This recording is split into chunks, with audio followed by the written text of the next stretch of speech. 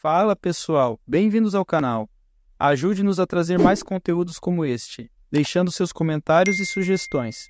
E se foi relevante para você, se inscreva no canal e bora lá para mais um conteúdo de qualidade. Antifrágil.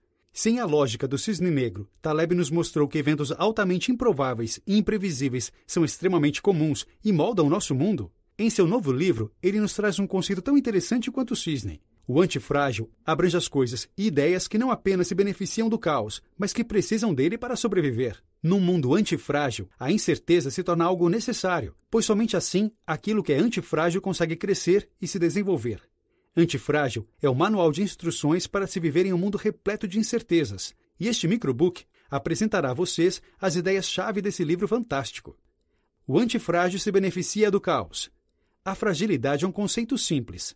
Sabemos que uma porcelana ou um conjunto de taças de cristal são itens frágeis, que requerem cuidados especiais. Se estes itens não forem manejados com cuidado, com certeza se quebrarão, e por isso é preciso saber lidar com essa fragilidade para estarmos prontos para imprevistos. É preciso acondicioná-los bem para transportá-los, para garantir que caso ocorra algum imprevisto, eles não se quebrem. Porém, quando tentamos falar sobre o contrário da fragilidade, temos grande dificuldade. Como devemos chamar aquilo que não é frágil? Muitos diriam que o contrário da fragilidade é a robustez. Mas robustez não é o contrário de frágil. Um item robusto pode até não se quebrar quando ocorre um acidente, mas ele não se beneficia desta situação. Se o item frágil precisa de uma embalagem que diz manuseie com cuidado, o item que buscamos é um item que quanto menos cuidado recebe ao ser manuseado, mais forte ele se torna. Aparentemente não existe uma palavra que defina esta situação. Itens que se beneficiam do inesperado. E assim Taleb cunha a palavra que guiará nossa narrativa. O antifrágil, que é a antítese do frágil. Seu exemplo para descrever o que é a antifragilidade é a Hidra de Lerna, uma figura da mitologia grega. A Hidra era uma serpente com várias cabeças que aterrorizava os gregos e era conhecida por ser indestrutível. Cada vez que alguém cortava uma das suas cabeças, duas outras cresciam naquele lugar. Quanto mais a Hidra era atacada, mais forte ela se tornava. Ela era a definição do antifrágil. Um sistema antifrágil é composto de partes frágeis para que ele possa aprender e evoluir. Um exemplo da antifragilidade é o processo da evolução dos seres vivos. Pense na teoria evolucionária de Charles Darwin, sobre como as criaturas evoluem e se adaptam. A evolução só acontece em um ambiente inconstante e hostil. Toda vez que acontece uma dificuldade, a evolução obriga a vida a se adaptar para que ela se encaixe bem no novo ambiente. Porém, existe um aspecto interessante nesse conceito. Enquanto o processo em si é antifrágil, os indivíduos que participam dele são frágeis. A evolução acontece quando o código genético é passado à frente e as mudanças vão sendo geradas. Enquanto as mudanças persistem e ficam, os indivíduos que ajudaram nessa mudança padecem ao longo do tempo. A morte desses indivíduos é necessária para abrir espaço para a evolução. E uma das regras da antifragilidade é justamente essa. Para um sistema ser antifrágil, a maioria de suas partes precisa ser frágil. É porque partes de um sistema antifrágil funcionam com informações que o alimentam, através de seus sucessos ou falhas, mostrando o que funciona e também o que não é bom. As falhas, portanto, são parte crucial do processo, que funciona no método de tentativa e erro. A cada erro cometido pelos indivíduos envolvidos, o sistema se fortalece, porque ele aprende coisas novas e se torna melhor. A economia também é um sistema antifrágil. As partes que a constituem, como as pessoas e empresas, são de alguma forma frágeis, mas a economia em si é o oposto. Para que ela cresça, algumas dessas partes precisam falhar, porque é preciso aprender com os erros cometidos pelos seus elementos. Quando uma empresa acaba falindo, ela ensina aos demais elementos do sistema econômico algumas lições sobre como não morrer neste ambiente. Atividades antifrágeis podem parecer inúteis, mas elas serão úteis no futuro.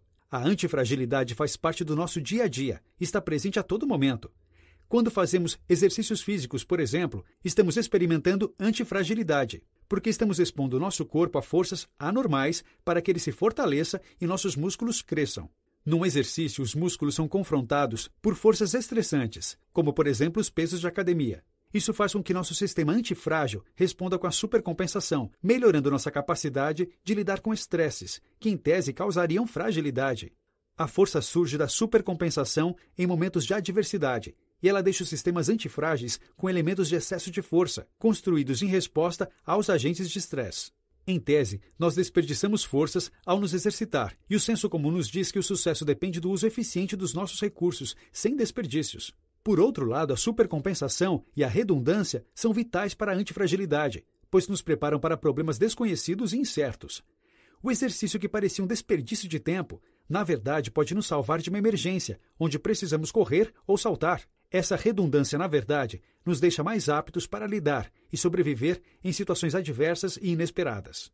Controlar o antifrágil o deixa mais fraco. A consistência e a previsibilidade acabam criando sistemas frágeis. Enquanto a antifragilidade é tipicamente encontrada em sistemas naturais e biológicos, os sistemas frágeis costumam ser artificiais. Por isso, a maioria das coisas criadas pelo homem não podem ser antifrágeis, pois não podem melhorar através dos erros e do inesperado. Um sistema criado pelo homem pode até ser robusto, mas raramente é antifrágil. Pense, por exemplo, em um carro. O carro pode rodar milhares de quilômetros e durar por dezenas de anos, mas seu uso ao longo do tempo irá torná-lo mais fraco e desgastado, até o momento em que ele sucumba. Porém, apesar de incomuns, existem sistemas artificiais antifrágeis. A economia, por exemplo, tem uma estrutura quase biológica e é tão complexa que se tornou antifrágil. Porém, apenas a complexidade não torna um sistema antifrágil. Para ser antifrágil, ele também precisa de inconsistência. A inconsistência são os choques e os agentes de estresse que definem quais unidades devem morrer para fortalecer o sistema. Em um sistema previsível e calmo, não há agentes de estresse e também nenhuma pressão sobre as unidades do sistema. Com isso, aos poucos, a antifragilidade do sistema desaparece. Por isso, tentar controlar o antifrágil tende apenas a enfraquecê-lo. Na maioria das vezes em que o governo tenta domar a economia através de intervenções e regulamentações, por exemplo, a economia se fragiliza. Quando o governo tenta tornar sua economia mais previsível, ele remove os agentes de estresse. Isso acaba enfraquecendo o sistema. A tranquilidade retira as informações que são aprendidas pela inconsistência, através de tentativas e erros, o que fragiliza o sistema como um todo. É possível ser parte de um sistema antifrágil sem entendê-lo. Nossa sociedade superestima o conhecimento teórico e acadêmico e tende a subestimar o conhecimento prático. Tendemos a acreditar que o conhecimento teórico vai nos levar ao conhecimento prático, mas isso acaba sendo algo raro. Pense da seguinte forma: se você sabe projetar um foguete, provavelmente você não sabe ser um astronauta. Nassim Taleb tem uma larga experiência nos mercados de capitais internacionais. Ele percebeu que estes mercados eram extremamente inconsistentes e que os investidores mais bem-sucedidos eram os que possuíam menos educação formal. Apesar de não entenderem muito sobre teoria econômica ou conhecerem os países em que investiam, eles sabiam qual era o momento certo para colocar seu dinheiro em algum ativo. Por isso é importante saber que é perfeitamente possível se beneficiar de um sistema antifrágil sem entender seus princípios teóricos. Para isso, é preciso que você tenha opções e escolhas neste sistema, como as opções de compra e venda de ações das bolsas de valores. Se o sistema lhe traz oportunidades, mas sem nenhuma obrigação do seu lado, você tem a opcionalidade. Você pode escolher comprar ou vender, mas pode também simplesmente não fazer nada. É possível ser um investidor sem saber teoricamente como as flutuações do mercado funcionam, desde que você tenha o conhecimento prático para saber em qual momento você deve exercer suas opções e assim aproveitar-se das oportunidades. A opcionalidade existe em todos os sistemas. Você utiliza suas opções em todas as suas decisões no dia a dia, e elas só cabem a você. Você pode ir a uma festa de carro, a pé ou de metrô. Você pode até mesmo simplesmente não ir. Essas escolhas são suas, e ninguém pode te obrigar a escolher uma opção. Esteja preparado para o pior e minimize seus riscos. Períodos de inconsistência e incerteza são inevitáveis. Nós passamos por períodos de crises em nossas vidas pessoais, profissionais, enfrentamos crises econômicas e nos deparamos com acidentes imprevisíveis. É preciso entender o imprevisível e aceitá-lo para se tornar uma pessoa antifrágil. Para se tornar antifrágil, não é necessário evitar as incertezas. É necessário saber que situações extremas podem acontecer e se preparar para isso. A primeira maneira de se preparar é se concentrando no elemento negativo que pode acontecer. Sabendo qual é o elemento negativo, você consegue diminuir seus riscos. Por exemplo, se você quer se proteger das inconsistências da economia, é bom se preparar e garantir que a maior parte dos seus recursos estejam seguros e não vão sofrer com as volatilidades do mercado. Taleb recomenda que você coloque 90% dos seus ativos em investimentos de baixíssimo risco e de alta previsibilidade. Ao fazer isso, você pode acabar ganhando menos dinheiro em investimentos mais arriscados, mas, por outro lado, você garante sua estabilidade financeira. Depois de se proteger contra os imprevistos negativos, você deve se concentrar no outro lado, o elemento positivo. Se você guardou 90% dos seus bens para evitar expor-se a possíveis flutuações da economia, agora você pode usar os 10% restantes da melhor maneira possível. Com estes 10%, você pode correr riscos, Porque mesmo se as coisas derem errado, você está colocando em jogo apenas esses 10%, que não vão te afetar de forma permanente. Essa abordagem protege seu patrimônio, mas também te dá a chance de capitalizar em um cenário onde um elemento positivo ocorre e lhe traz grandes ganhos. Um exemplo de uma alocação ruim de recursos seria, por exemplo, se você colocasse 100% dos seus ativos em um investimento de risco mediano. Você não se protege e se expõe a elementos positivos e negativos ao mesmo tempo. Fazer isso significa colocar o futuro do seu dinheiro em uma condição de extremo risco e incerteza. Você não quer ficar sem opções. Se você não tem opções, você está cercado. Imagine que você tem que fazer uma reserva de hotel numa cidade em uma data onde o fluxo de turistas é altíssimo. Você olha todos os hotéis e não encontra um quarto. Quando encontra o último quarto da cidade, o preço é altíssimo. Infelizmente, você não pode fazer nada, apenas pagar aquela reserva. Ruim, não? Quando você está cercado, você tem apenas uma opção e tem que segui-la, independente do custo para você. E o custo de não ter opções vai ser determinado pelo tamanho da pressão. Quanto maior a pressão, mais difícil será de lidar com ela. No caso do hotel, por exemplo, os custos podem ser altos para a pessoa que está reservando o quarto, mas eles seriam piores ainda se ela tivesse decidido levar toda a família nesta viagem. Quanto mais complexa a situação, mais caro se torna conseguir sair dela. Com a economia mundial cada vez mais conectada por causa da globalização, o mundo nos deixa cada vez mais expostos a pressões de dimensões colossais. Na economia, por exemplo, se uma grande empresa fica sem opções para sobreviver, ocorre um efeito dominó. Seus fornecedores, funcionários e clientes são afetados. E à medida que eles são afetados, outras empresas e pessoas continuam sendo impactados. Qualquer grande problema econômico atualmente é global e universal, e seus impactos repercutem em alta velocidade. Conheça as profissões antifrágeis. A grande crise econômica de 2008 deixou grandes cicatrizes na economia contemporânea. O mais interessante é que nos meses que antecederam a crise, vários especialistas da área garantiram que não havia nenhuma razão para se preocupar. Estes profissionais estavam completamente errados e a crise custou bilhões de dólares à economia mundial. Mesmo após uma previsão errada e desastrosa, muitos desses especialistas continuaram em posições de prestígio e poder, sem precisar se desculpar pelo erro cometido na crise de 2008. Isso acontece porque em áreas como essa, os profissionais se conhecem, convivem e dependem uns dos outros, pelo que existe um grande receio e cuidado ao fazer qualquer crítica mais incisiva a um colega de profissão. Apesar das suas análises e previsões sobre a crise terem sido completamente erradas e terem impactado negativamente a vida de milhões de pessoas, os erros desses profissionais são facilmente esquecidos. Esse tipo de situação exemplifica um problema sério na sociedade moderna. A antifragilidade de muitas pessoas só existe porque outras estão sofrendo danos. No caso desses especialistas, essas pessoas ganham prestígio quando estão certas, mas não sofrem consequências quando estão erradas. O analista de Wall Street e dos demais mercados financeiros se tornou um profissional antifrágil, pois ele não está correndo riscos com suas atitudes, e sim com as das outras pessoas. Acontece de forma parecida com os banqueiros. Na era medieval, os banqueiros que faliam e perdiam dinheiro de seus clientes eram decapitados. Isso fazia com que todos os banqueiros pensassem no bem comum e não apenas nos seus ganhos. Atualmente, no entanto, os banqueiros modernos não se importam em arriscar o dinheiro dos seus clientes. Afinal, se eles arriscarem de forma correta, ganham muito dinheiro para si. E se eles falharem, não tem nada a perder. O dinheiro dos outros está em jogo e a eles é dada a opcionalidade. Tornar o mundo previsível não é a resposta. O jeito de pensar da nossa sociedade tem um problema fundamental. Nós acreditamos que precisamos tornar nossa sociedade o mais tranquila e consistente possível. À medida que as pessoas vão ficando mais inteligentes, elas também vão ficando mais arrogantes e querem ter cada vez mais controle sobre o mundo. Como a inconsistência é algo que não podemos prever, nós tentamos evitá-la e diminuí-la, para termos controle sobre o mundo.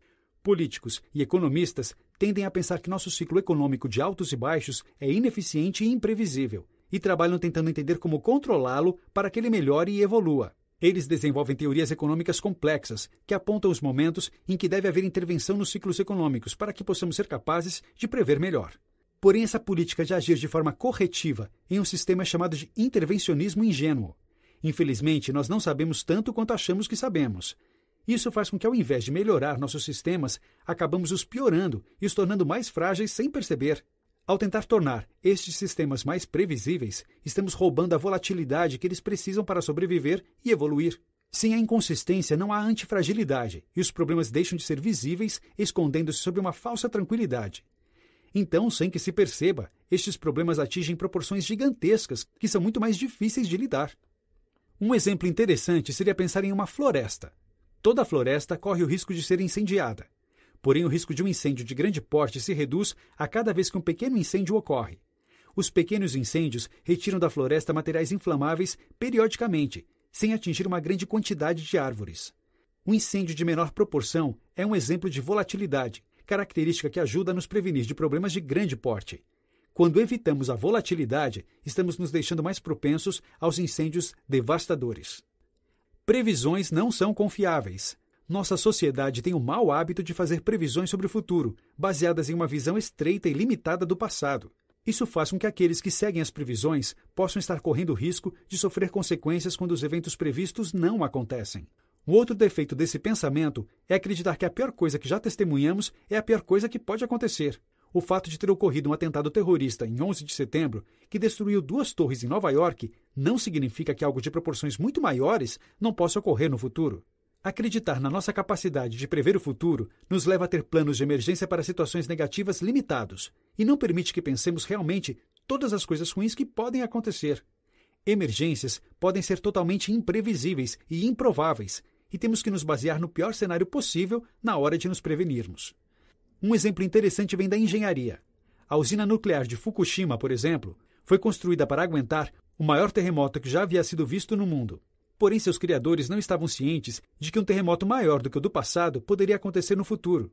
Em 2011, então, apesar de a usina ter sido construída pensando em terremotos passados, um terremoto de maior proporção destruiu o reator da usina. A antifragilidade é o motor do progresso. Nós tendemos a acreditar que a Revolução Industrial foi causada pelo progresso científico. É isso que ensinam nas escolas, não é mesmo? A maioria das pessoas acredita que os processos teóricos guiaram os avanços tecnológicos, que transformam a maneira como a sociedade produzia produtos e assim a economia. Porém, isso não é verdade. Quando a Revolução Industrial ocorreu, ela não foi liderada por acadêmicos, e sim por pessoas sem instrução formal. O submarino, por exemplo, foi inventado por um pastor, e não por uma universidade ou uma instituição naval. Outras invenções importantes também vieram como resultados de pessoas que trabalhavam de forma independente. Elas vieram de pessoas que experimentavam novas tecnologias e ideias para criar ferramentas úteis. Foi essa dinâmica de tentativa e erro que garantiu que a Revolução Industrial ocorresse, formando um sistema antifrágil. Hoje, nossa sociedade não entende a importância da antifragilidade, e a narrativa oficial de Revolução Industrial é a prova disso.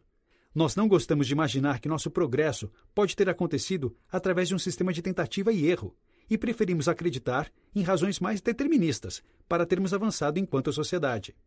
Nossa sociedade quer que os nossos especialistas saibam exatamente o que estão fazendo, e não que eles experimentem e tentem descobrir o que funciona. Isso tem grandes efeitos na sociedade moderna. Por exemplo, vários cientistas acabam conseguindo recursos para suas pesquisas, prometendo descobertas inovadoras advindas da academia. Estes cientistas recebem dinheiro de governos e da iniciativa privada para criar novas teorias e descobertas que vão facilitar nossas vidas. Infelizmente, o que não está claro para todos é que é possível atingir todo o progresso prometido através apenas dessas teorias. A aleatoriedade e a antifragilidade decorrente do caos são necessárias para o surgimento de mudanças e inovações reais. Notas finais. É melhor não tentar tornar os ambientes inconstantes em tranquilos, pois isso enfraquece os sistemas antifrágeis. Quando nos exercitamos, estamos partindo de uma prática de antifragilidade, nos deixando com capacidade extra. Não tente compreender teoricamente as oportunidades que aparecem para você. Foque em descobrir a melhor hora para aproveitá-las. Controle bem os seus riscos para se beneficiar de ambientes imprevisíveis. Compartilhe sua opinião sobre este resumo.